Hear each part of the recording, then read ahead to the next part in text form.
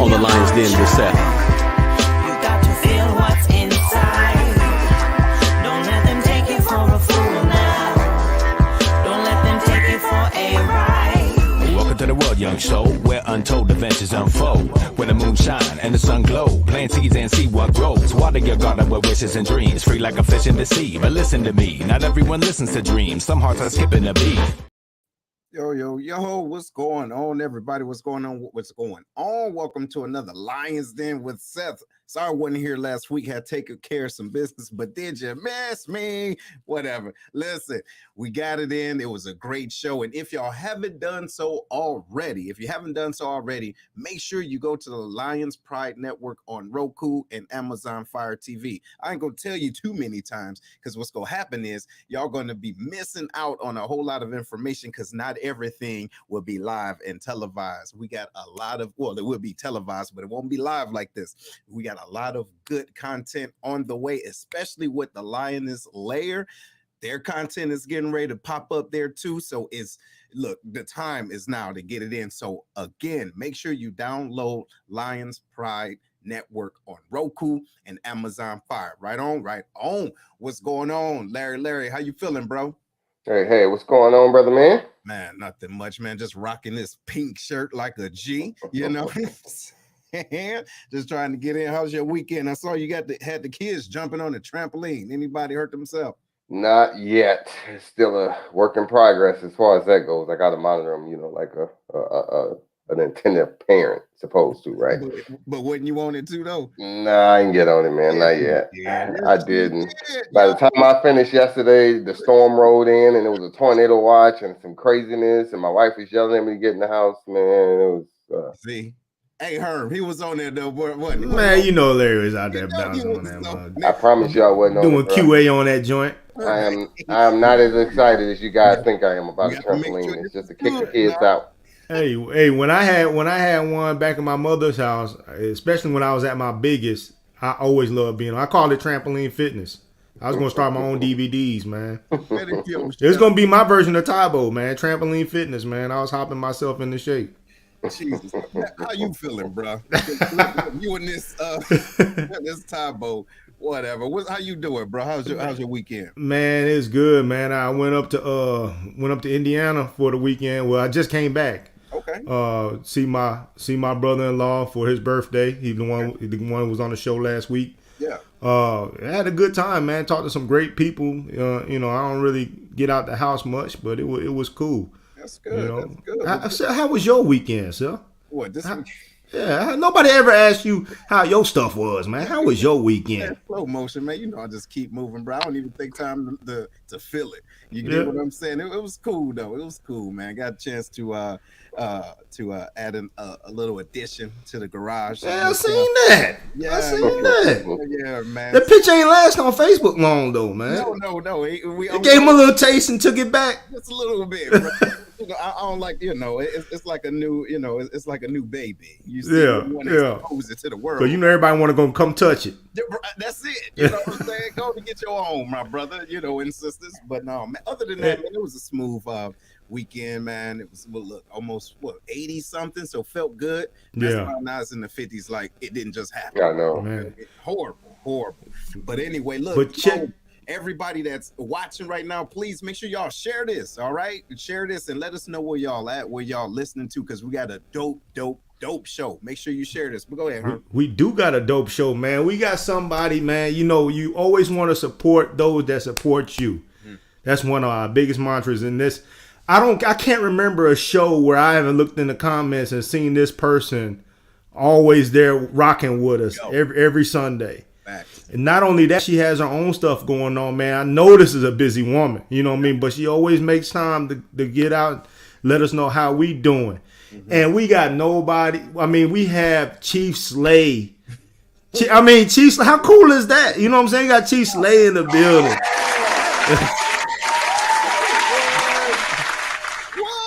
What up? What's going on, gentlemen? Check it out. You know you somebody when you get the Queen Slay in the building. Right. How you feeling, man? How you feeling? I'm good. I'm really good. It's Sunday. Went to church this morning. Got my workout in before I went to church. So let's preface that before, because you got to do that. Right. I got a Peloton. Got a community of people on the Peloton that keep me motivated. So once they get me to a great place, then I start my day. And today went to church. It was Palm Sunday. I sing on the praise and worship team. So I got that in. And then, went to the commissary. For all those that don't know, commissaries like Kroger's or, one of those grocery stores you go to. Went there, meal prep. You know me. I meal prep every Sunday and folded clothes. And then now I'm here with y'all. So it's a really good day. No excuses. Ladies and gentlemen, check this out. If y'all need any amount of inspiration and motivation and to say, hey, what do I need to do on today? I ask you to check out Chief Slay. Right on, because there's no excuses over there. Go ahead, Larry, knock it up. Hey, Chief Slay, thank you for your coming onto the show and taking time out of your busy schedule, because we know how command chiefs, how busy they are. So I wanted to get into this name, Chief Slay, hashtag Slay. What's that about? Can you explain it to us? Okay. Oh, buckle up, y'all. Buckle up. All right. So, a few years ago, when I was at my previous base, there was an airman who loved Beyonce, just absolutely loved him. He was a Black gay man, and he will always go in, very animated, went to Coachella, came back, told me all about it, doing all these dances and so forth. And one day he said, hey, Chief, I just want you to know that you slaying. And I was, the young people, what they say, I don't really be paying too much attention to it.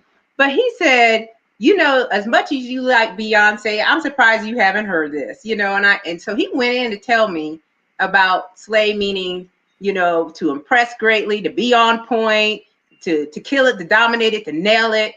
And I don't know what happened, but the light kind of went on and said, hey, that is my word. Okay, that's my word. And I'm going to use it, and I'm going to bridge the gap. I'm bridging this gap between the younger generation to my age right now. And I'm going to try my best to encourage, motivate, inspire, all those types of things to the youngest people that I have to lead. And so I said, okay, so that word's going to be mine. So initially, I started just using it on emails. And then, and I listen to Beyonce when she says, I see it, I grind till I own it, right? And that's what I've been doing for almost the past 30 years of my career. So that it really resonated to me. So I used it on my emails initially. When I got selected to be the command chief, I said, I just can't be getting on the stage and be like, okay, people, listen up. We about to go out here and slay. All right. We're going to kill it, dominate, nail it. I had to attach some meaning to it, some context, so that they know, you got to have some substance behind what you say. And so the S stands for stay ready to be ready. The L stands for leading out loud, specifically with transformational leadership. The A stands for a sense of community, a sense of family. And the Y stands for you are built to last. Okay. So look at it. Hey, Chief got bars, don't she? Man, come on, man. I thought it was just a word. I didn't know it was dot. No. That's dot, something dot, you know what I mean? I love it. It is deep in context. Yeah. And so when I start talking about it, I had to break each of these letters down to some of the things that I've experienced of my career to show them and express to them, this is what I mean.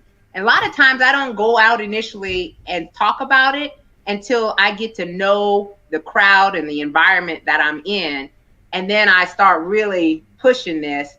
And I'll tell you, I have people in senior leadership positions saying, go slay it. All right. I'm like, I don't even know how you even got to that point, but I'm glad about that. You supported a sister like me. I really appreciate that. No So doubt. yeah. So Chief, so we know what Chief Slay is about, you know, and what you just explained to us what that is. But I'm pretty sure you didn't come into the Air Force this way. Who was Airman Hemingway, and how was your journey in the beginning, and how did you get here to this point? You know, what was the turnaround point that that, you know, that a lot of us hit, that when we start changing our career around? Can you give us a timeline on that? Yeah, so I came in as Airman King. I came in '91. My parents, you know, they were very foundationally set in the things that they wanted us to do. I was very disciplined. Yes, ma'am. No, ma'am. We did chores on, you know, Saturday all day. Nobody sitting around resting on laurels or anything like that. So you had to work and you had to earn, you know, things. And so, you know, coming from that background, a very solid ground, I came into the military.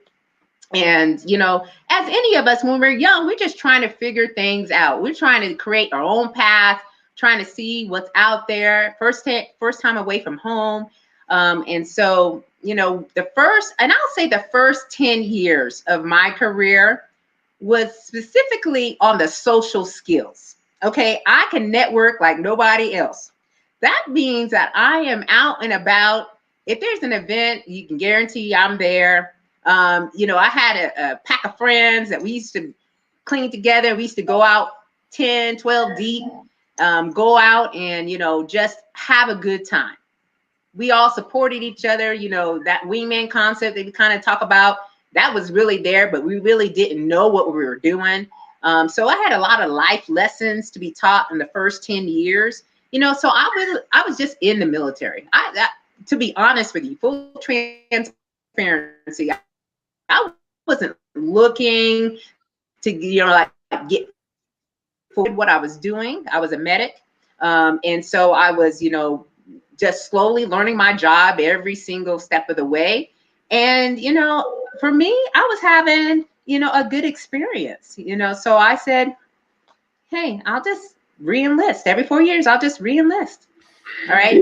Yeah, that's not a bad idea. And shout out to those out there that don't come in thinking or believing that they want to be a chief, but holding on to something that they love and that they like. Because, like, for example, she just gave me a quick flashback of when individuals that were in the Air Force or whatever, they go to Korea, right? Look, if y'all go to Korea, you know there's one or two things going to happen. You either going to have a good time or you're going to come a little bit light. You dig? like no career. Yeah, you're right. Right.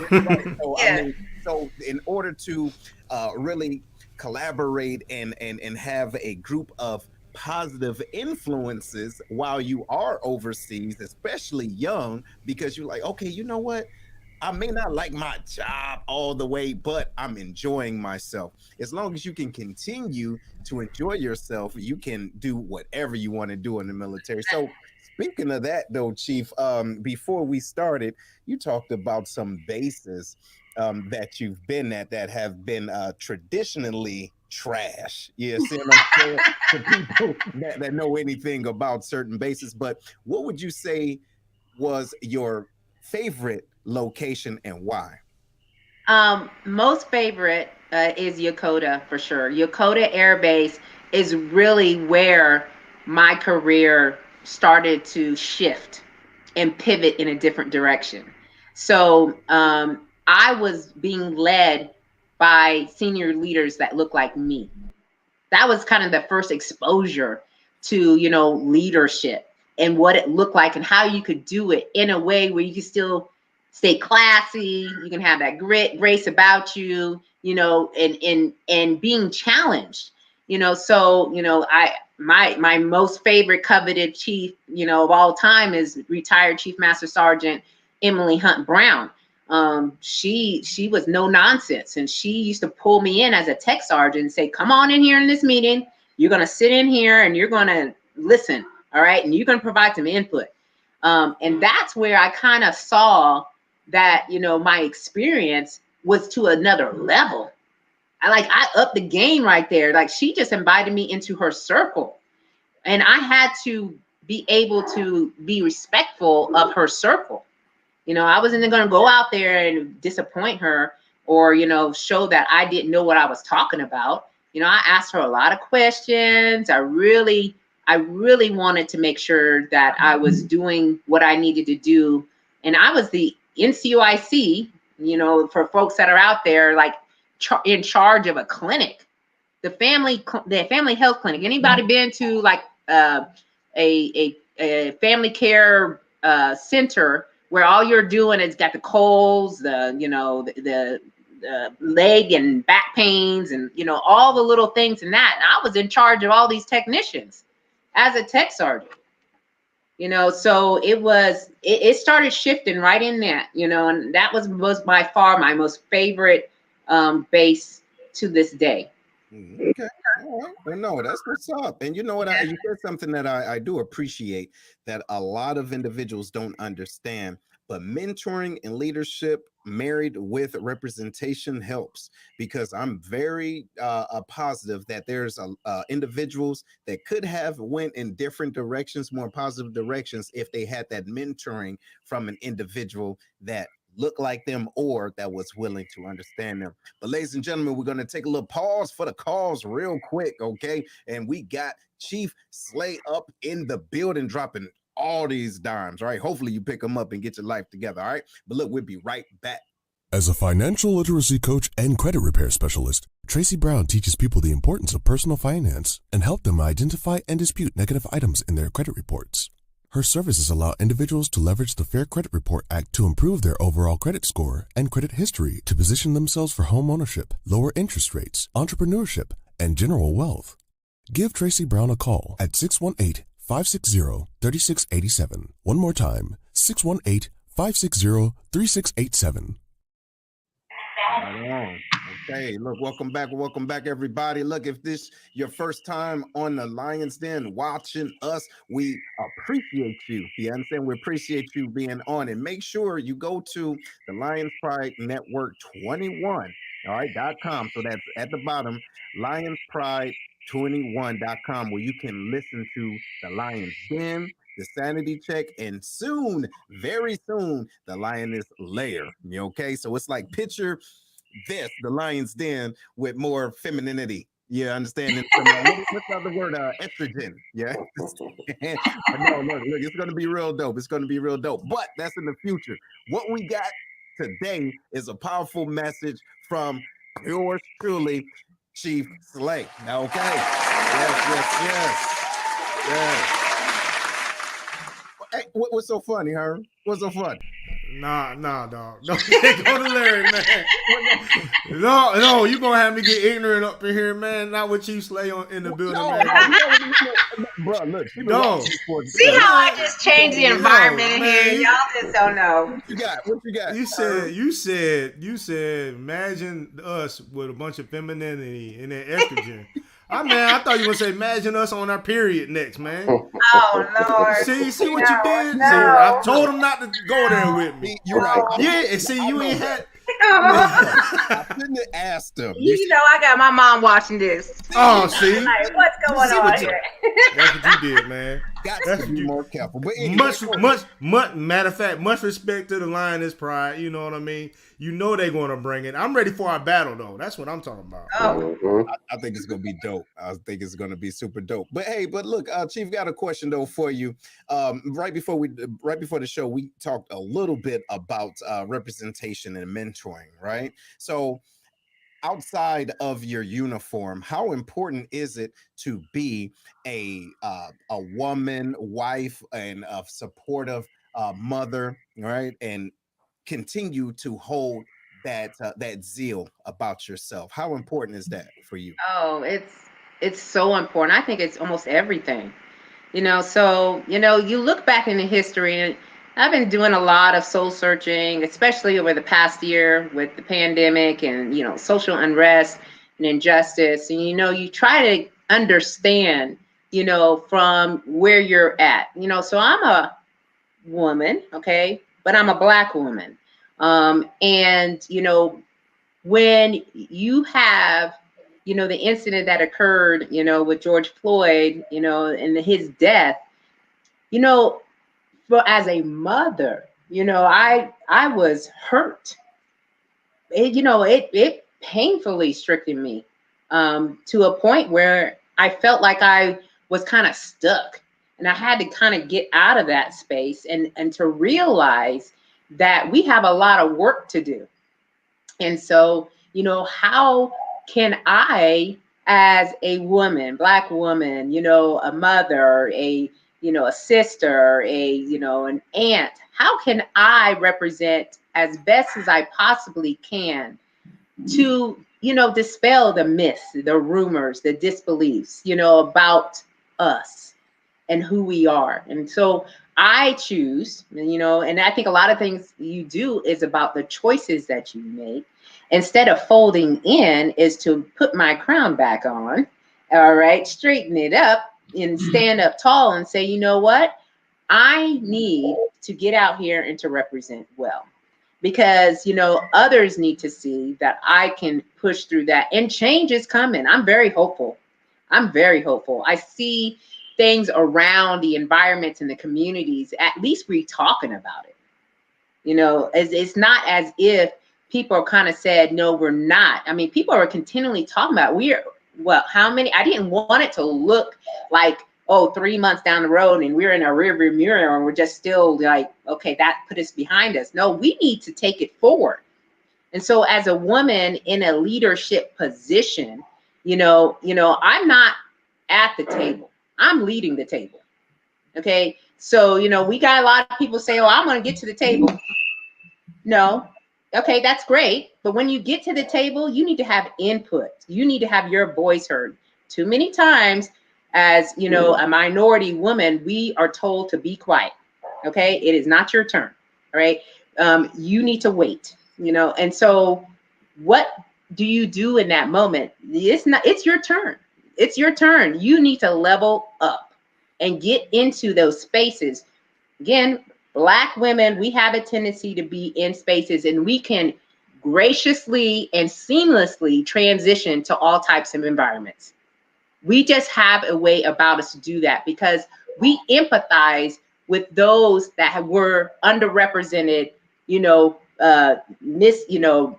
mistreated, disrespected.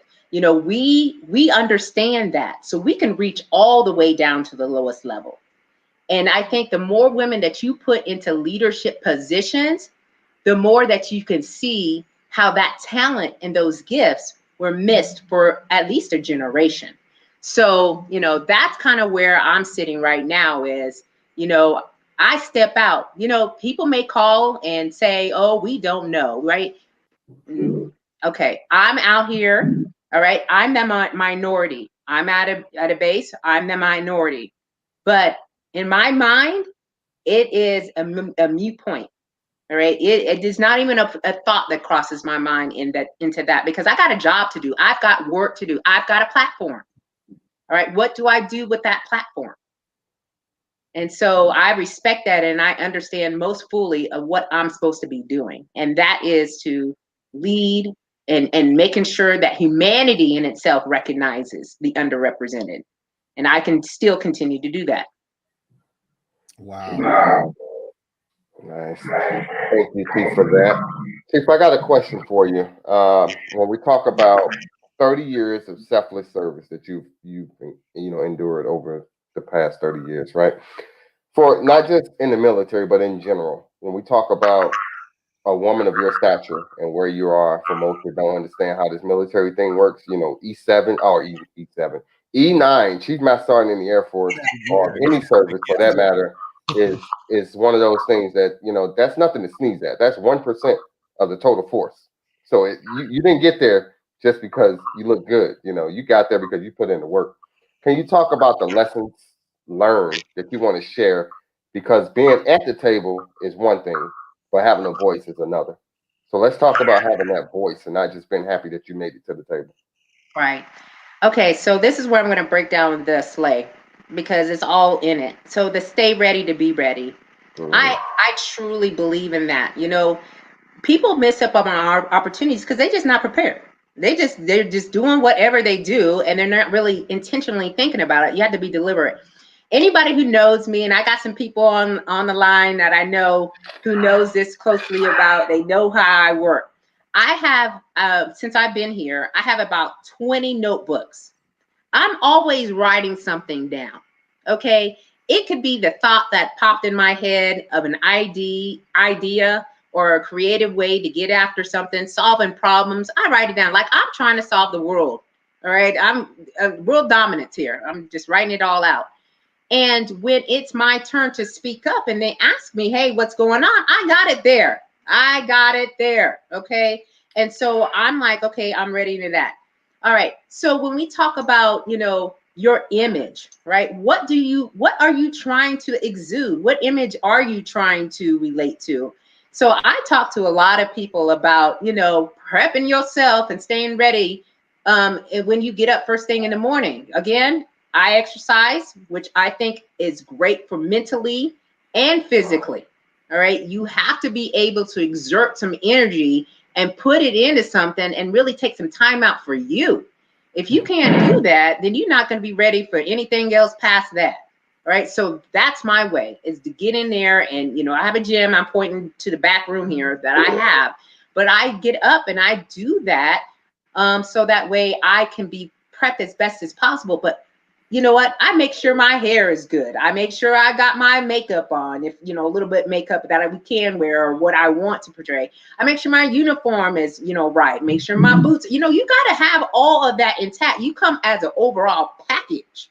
All right. People always say, well, I can't, I'm not sure why they're not looking for me. Well, let's talk about it. All right. What are you what message, where are you trying to exude that energy to? So I got pulled up one time from a fellow chief. This is back in the day. Like, you need to fix these nails, so nails, long nails, I was that whole person that, trying to do crazy things with my hair all the time. Can't put my hat on. I mean, all that stuff had to go away. All right. Because you got to be there. And then you got to be knowledgeable. Okay. You got to be reading. You got to be learning, maybe unlearning to learn again. You've got to listen in, volunteer to be in a different space. That's how you stay ready. And I had to learn that, things just don't come easy. They just don't go plop it on your lap. You got to work hard for it. Leadership, what do you know about leadership? Are you actually leading people? So, this is one thing that I want to share with y'all. So I had somebody a few months back say, all the people are coming to your office and trying to get, mentorship and all this other stuff. What's really going on? And I had to flip it. What's going on with you? Why they not talking to you? Now, they drove in their car all the way across the base and landed up in front of my office. Who does that? All right. People who do that, either they lost the trust and faith and confidence in what you're trying to do over there.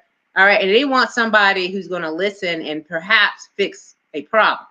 So, that's kind of how I see that. But I've had to learn so many things, 30 years of learning, growing, stacking, building, trying my best to not get perfect, because I'm not a perfect person, but trying my best to get to what I needed to achieve, having those goals mapped out, making sure that I'm creating the steps to the goals, not just putting stuff out on a piece of paper. I had steps to the goals.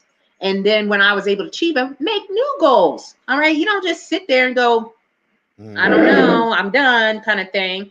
That doesn't get you nowhere. So I really had to depend on a lot of different lessons, along the way, but I didn't forget about them. I had to go back to them a lot and say, what in that did I not learn? What did I learn and then I need to use? What is not relevant anymore? And I just need to just get away from that, right? So you have to spend some time in that. And I don't think a lot of people, who are seeking these positions do that enough. You know what? I'm glad that you said that, because I really do believe that individuals go so hard into getting into the position, but they understand the purpose of that position, and not just in the military, but even outside of the military, right? So they want the accolades, but they don't want to put in that work to sustain it and to fully commit, right? And do the things that it takes to grow future leaders, right? Because you have individuals that want to be in that position and just want to be the best. Don't get me wrong, it's good to be the best, but you also should be thinking about individuals that can take your place. Okay, that's key. But we're going to touch on that a little bit later, ladies and gentlemen. But if you are just tuning in, this is the Lion's Den, right? The best place in this space to be. Yeah, I understand. But look, we're going to be right back. Gotta take a pause for the calls for our sponsors. All right, so y'all stay tuned. Monique Slater is a top negotiating, award-winning real estate agent in San Antonio, Texas. Her focus is on educating and empowering individuals on building general wealth through homeownership while providing exponential service with integrity and excellence. Although her heart is for serving first-time homeowners and the military community, her clientele ranges from $100,000 to $2.5 million. Monique has developed an awesome team that can get anyone into a home and has sold homes in less than 6 hours. After servicing the Air Force for over 28 years, retired Chief Slater has a massive network, so she can connect you with an awesome agent anywhere in the U.S. And if you're in San Antonio or relocating there, give Monique a call first to help you find your dream home. Give Monique a call at 210-237-7268.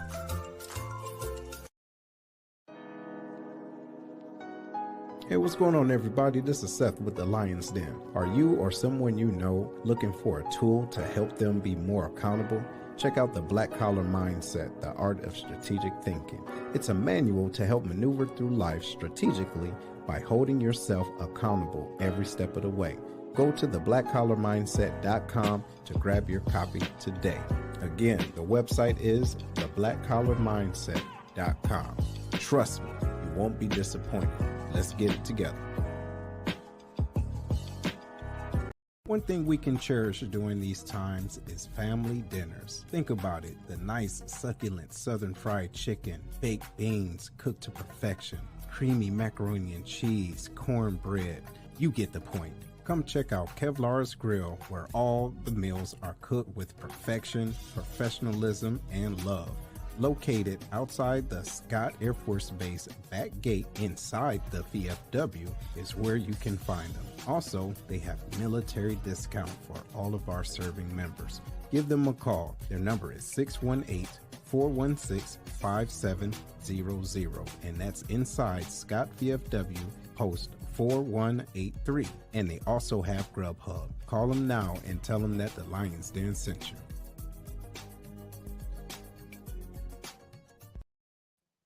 All right. What's going on, everybody? What's going on? Welcome back to the Lion's Den with Seth. If you didn't know, we got the infamous Chief Slay in the building. Right. Yo, and shout out to Dominique, right? Your husband watching too, Slay. Hey, I guess that Slay is going all through the house, right? Oh, that's what it is. So, but thank you, ma'am. Thank you for being on. What you got, Herm? Chief. So one thing I wanted to bring up throughout my military career, some of the best leaders that I ever encountered were always black women. I always felt like they had it right when it came to the nurturing and also the strength. You know, they knew when to pat me on the back, and they also knew when to whoop my ass if I needed it. You know what I'm saying? So, but what I also noticed as I grew up in the military, it seems like black women also had it the hardest. Their tone could be taken the wrong way. The same thing that I hear a black woman say, if a man, no matter what color it is, say right behind her, they seem to accept it more than from a black woman. Have you seen that in your career? Am I off base?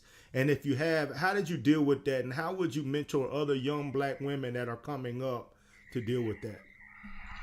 Yeah. So it is true in some aspects. Yeah, it's true in some aspects. So I really didn't see that until I became a senior NCO. So like probably a little bit further in my career. I was probably like 18 years in. I'd be at the table, we're talking about things, and my opinions and the ideas weren't really getting thought through and talked through like it was, for others. I wasn't really connected to what was going on. I think I was more so involved in what I was doing in my job that I just didn't pay too much attention until a few years later. I was, approached by another person's, and they said, they didn't take your idea, they took so and so's idea, and they keep doing that. And I'm like, what? And so I just did like a little trial of you testing, as you will. I just kind of sat back and said something and kind of listened, and then a couple days later it was true, as if it was their own idea. And I said, okay, all right, here we go. All right, so I'm very strategic. All right, I know how to play the games. Okay, so I build allies. Okay, and I build true allies, people who I know when we go into a meeting, we are all going to have to vote on something, or we are all going to have to agree with something. So I will have a pre-meeting. Sometimes I have a pre-meeting and we talk about what the idea is. So once I say it, I need y'all to chime in and say it too. All right. And then, we're going to collectively agree, because, more than likely they cannot, have all these people wanting this idea and then it's a shutdown. So that's kind of how I use that. Now, when we come to it's too loud, too aggressive, I've had to learn when and where and how to use it. All right. I don't be going out there and just and just giving people, the business, and I feel like I've learned how to do that over time. When the situation arises for me to be the tiger, because I talk about animals in the jungle all the time, because I had to live in the jungle for some time as a medic. That's a whole different story. But I refer to things as animals now. So the tigers, when I was a first sergeant, I was a tiger. Okay, I am biting everything. Okay, and if something is not looking right, I attack it. All right, and I just make sure it gets fixed. All right, I'm now the lion. Okay, I kind of sit around, I kind of watch things how they go, and then I adjust as needed. So when I do have to elevate, people know that it's something that I am really affected by. They already know. So you got to choose your emotions wisely. All right.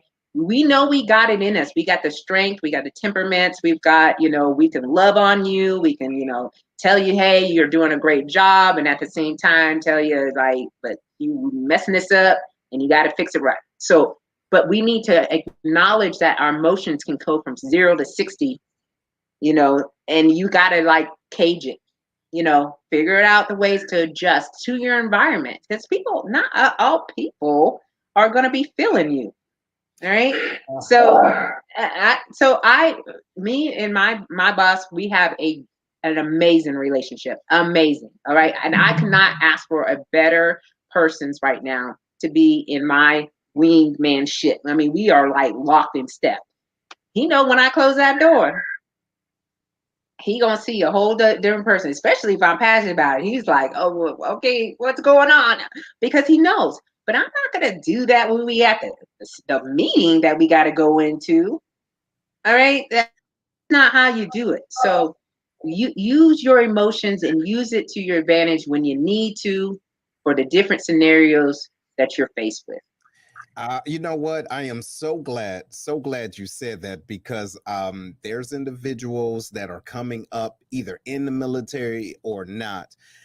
They need that validation from individuals to they need the organization to know that it was their idea for them to feel some type of validation, if that makes sense, right? However, is that always the case? It's like, what's more important, the fact that they know that you came up with it, or the fact that the idea is being implemented, right? So you have to know how to, like she said down here, is to balance, and boundaries have to know the difference, but understand what their end goal is. So I think that's extremely important what you said. Absolutely. And one thing that I have with me that I think is very useful, it's a tool that I've been using. All right. And I don't know if you guys can see that with the glare, but it's a little black book of success, allows of leadership for Black women. Okay. And it specifically talks about situations and how you are to walk into them and kind of knowing what you're dealing with. And who we are, and trying to not get in our own way about how we should think that things should go. And we have a tendency to use some of our cultural senses. We have a tendency to do that. So how you said that, our cultural, I like. Don't make me go upside your head in this meeting. You know what I'm saying? Right. You know what you said, no, her, but no, real talk. There's times when I got to go back to Detroit to get my point across. You dig? Because it's like sometimes they want to test you a little bit. You dig? But it's not always necessary. Yeah, and I'm not inhuman. I have had some moments in my career and in my life that I'm not proud of.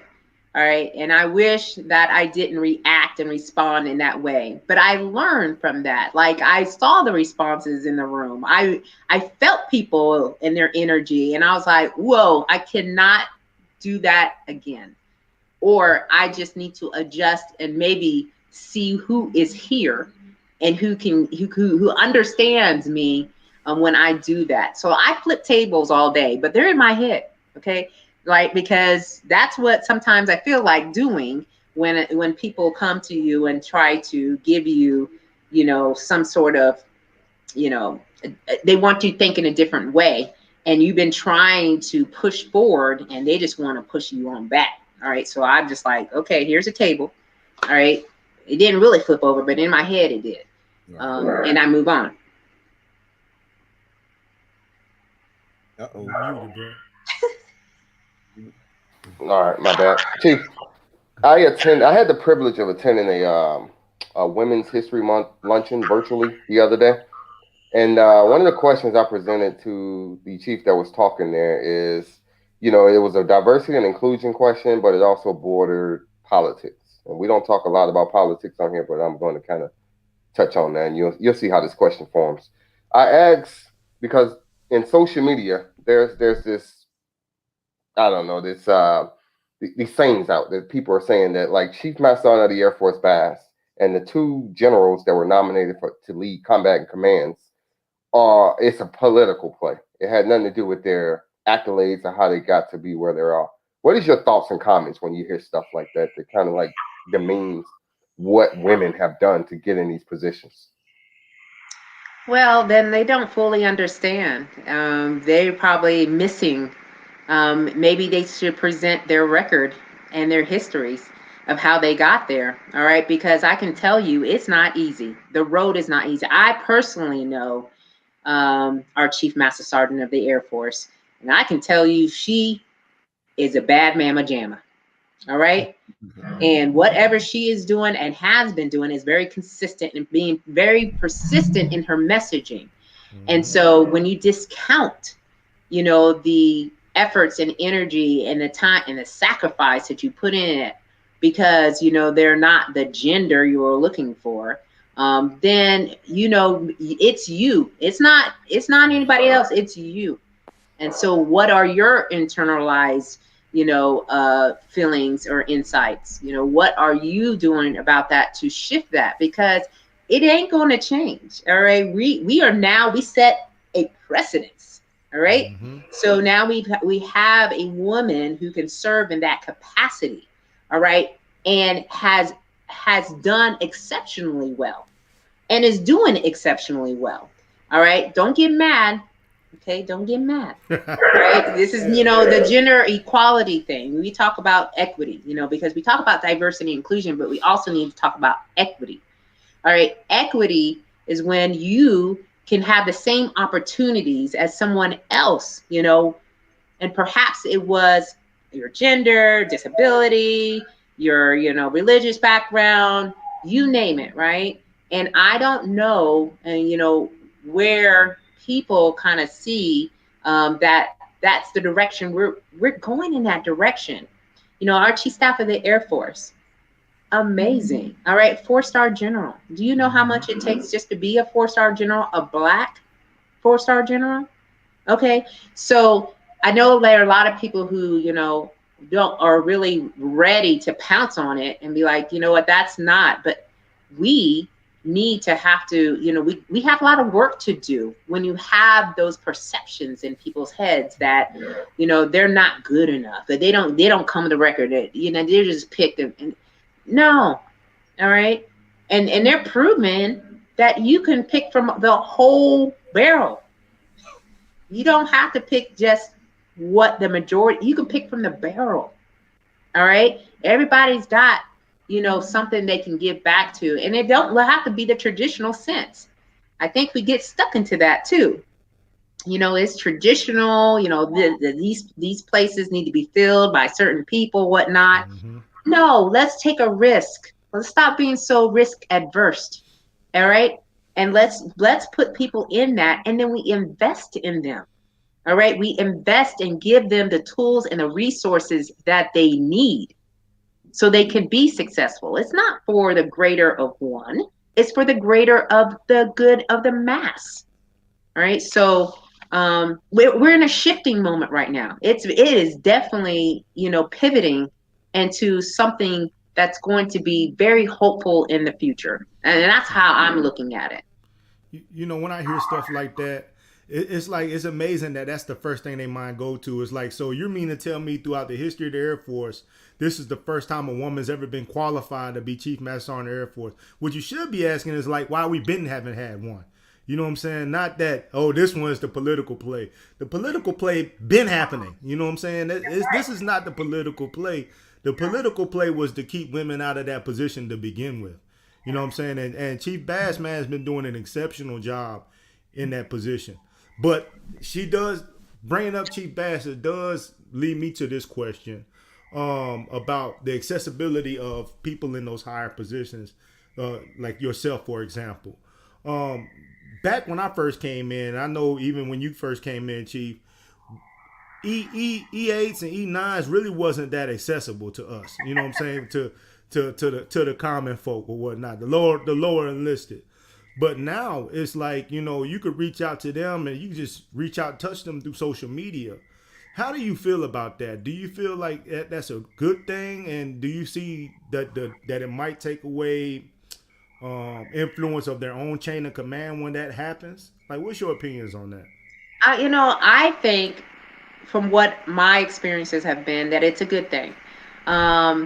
So when like we all came in about the same time, or in those early 90 years, people were walking around with coffee cups and papers, E8s and E9s.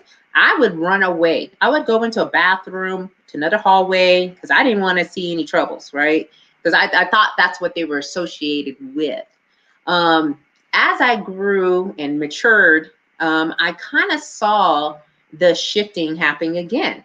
All right. It has came to light. I think it's more clearer now when you have access to, because there's layers of bureaucracy. All right. People have to get the red tape and they have to ask Mother May I all the time to get a point or a initiative started because somebody has said no down at the lower levels. All right. And so now you can now easily walk into senior leaders and say, you know what, I have been trying to do this. Here's what I've been doing. Here's the way forward. We can, all I got to do is make a couple of phone calls. That's all I'm doing. All right. Now, as far as the chain of command, we do want the persons to go through that But at the same time, if that chain of command is not fully efficient or being utilized appropriately, they need a ways or means to go and speak to other folks that are interested. And that's how we step out. It's like, if you don't have nobody else to share or get your point, come see us. Right. Come see us. All right.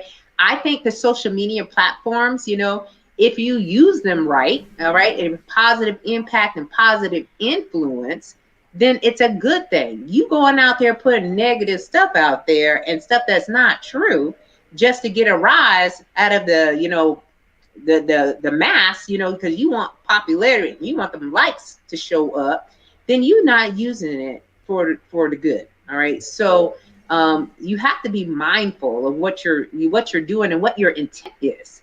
All right, because that's what people are really looking for at the end of the day. They want to know, Right. I answered a lot of times to social media when people ask me questions, nobody coming up. All right, hey, this is Chief Hemingway. What y'all got? And they, and they want to share with me. And I'm so grateful that I have that, where people are they feel comfortable, but they respect. They know the line. People just not gonna roll up on me and just be, talking any types of way. That's just not gonna happen. But it's I think it's just like the corporate America. All right, corporate America, they hire people to be on the team, and they don't be worried about necessarily the ranks or the the levels or anything like that. Because it's all about the bottom line, right? It's all about the money. So they want a team of folks that have, very expressive in an open forum. How can we get our business going and growing? And, so they try to eliminate all that. We have this structure, and rightfully, I mean, it's a military institution. It's an institutional thing, but there are certain times where that needs not to be honored. You need to get it up. So good point. Good point. And so, you know what? Thank you for that. Thank you for that, because I do believe individuals misconstrue the whole intent for that structure. You see, but outside of that, just take a little minute and tell us about the future of you slaying. Like, what does that look like without all, because I'm a firm believer that when you are serving in the military or whatever you're doing, right? If you're leading and you're mentoring and inspiring, when that uniform drop, your mentoring shouldn't stop. Right, you giving life to individuals and igniting their minds should not stop. Some people feel like that's all they got when they have their uniform off, but that's not the case. Don't send me your EPR. Say what now? Don't send me your EPR no more. I'm done with that. What you talking about? I wouldn't even know what they. I'm like, hey, can you look at my EPR? Hell no. Hey Herb, the funny part is, watch this. I don't care. I hope you get promoted. No. But yeah, no. What's the future for you? Okay, well, so for the audience, just to give you a little bit of background, my husband did 30 years of service as well, and he retired last year. And so, yes, it's amazing. And so I'm seeing his transition. He's very comfortable. I mean, he's just like chilling out. For me, I said, hey, I want to continue on with this. I want to make sure that I'm leaving a legacy, okay, for generations to come. So I got to build something. So I have building my hashtag Slay to Success business, which is going to be centered around mentoring, coaching, leading women who are seeking leadership opportunities. And so, I'm in the infancy stages of that right now. But that's what I want to do. Like, in my gut and in my heart, I feel like there is a lot of work to be done, but we have to prepare our folks, right? We got to give them some examples. All right. I've got plenty to share. And I'm so willing to be that community activist, that community leader that people look to and say, you know what, I got a reputation, you know, I got some credibility. I built that. It took a lot of hard work, but I want to share that with you. I want us to come together and collaborate with one another. All right. How can we do better as society? Because when I kind of look really deeper and closer into where we're at from a Black community, you know, I see the disparities. Okay. We've got, you know, socioeconomic disparities. We've got, you know, the medical disparities. We've got, you know, from the pandemic, you know, how can we stop this pipeline from schools to prisons? All right. You know, how can we collectively as a group look at the way that we are educating our community? All right. And it is up to leaders like myself.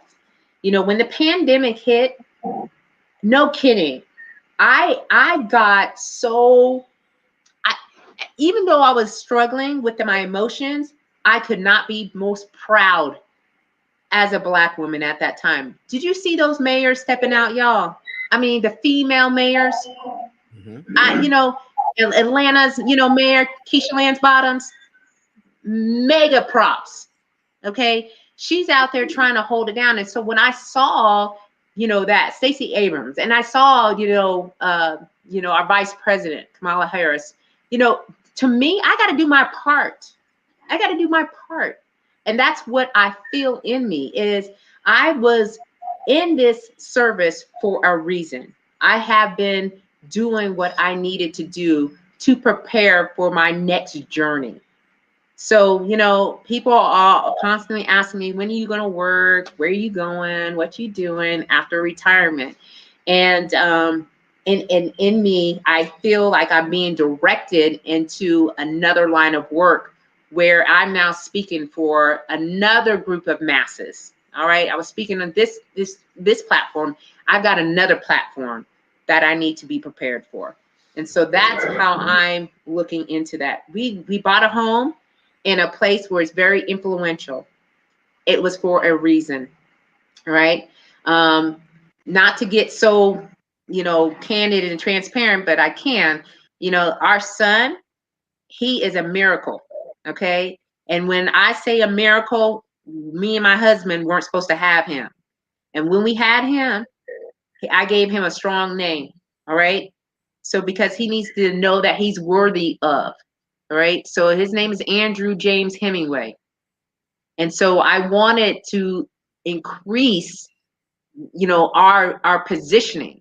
So I'm like, okay, from those just little things, they make a difference. They make a huge difference. So when we're moving into this area, 6-bedroom house, right?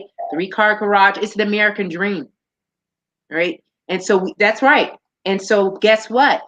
It's up to us to secure our position in that and to show people that guess what? You can have it too. You can have it too. Absolutely. Stop staying in these bubbles over here where you're very stagnant and there's nothing being done. Like you're saying your life is done. You know, this is as good and as best as it gets. Mm-hmm. Right? Nah, not for us. All right. We know exactly where we came from and we know where we going. So, you know, it's incredulous when you think about it, and it's surreal to think about it, but we're doing our part. That's right. Yo, congratulations. Congratulations. Thank you. Yes. No, that's huge. That is huge. Hey, Larry, what you got, brother? Last word. I just want to say I appreciate the time, your knowledge, your gems that you dropped on us today. It's my first time meeting you. Honestly, it's my first time even hearing of you, but I'm so glad I was introduced to you. And I just wish you the best of luck going forward as you transition over. But I also encourage you to continue to fight the cause and continue to encourage our youth, because our youth, no matter how we feel about them, is our future. So thank you for your time, man. Appreciate you.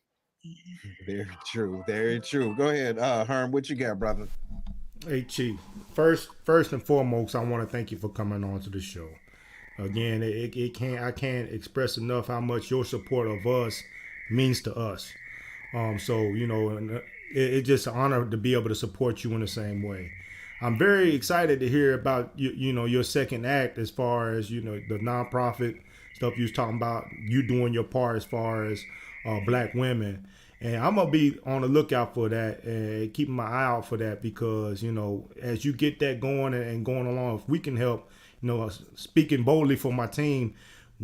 That's what we're about. We like to promote things like that, put things like that in the forefront because without that, we stay in the same spot. When we start thinking about, okay, how can I progress? I got to this point. How can I get somebody else further?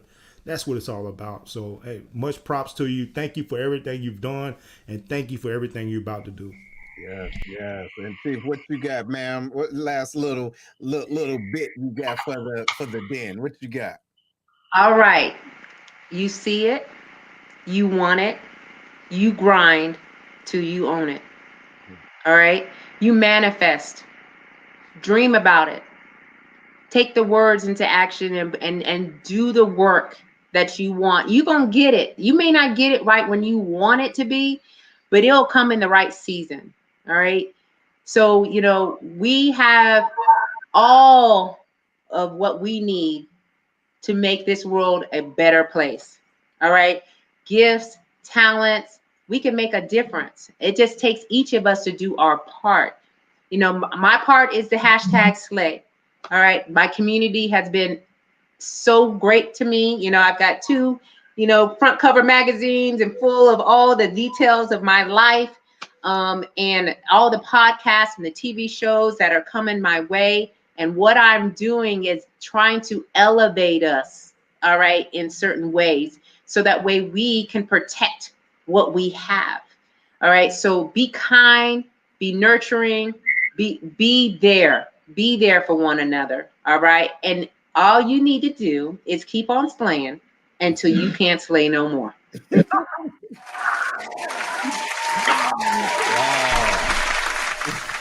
Wow. That's what it is. That's what it is, ladies and gentlemen. Y'all give it up one more time for Chief Slay, y'all. Yes. Listen, thank you, ma'am. Thank you for taking the time out on your Sunday to join us. And we will be on the lookout for your future endeavors. And like Herm said, I appreciate that too. If you do need some help, if you do need some assistance or whatever, because we're always ready to get it in, right? And it takes this type of connectivity and communal access to move forward, right? Because we didn't get where we are alone.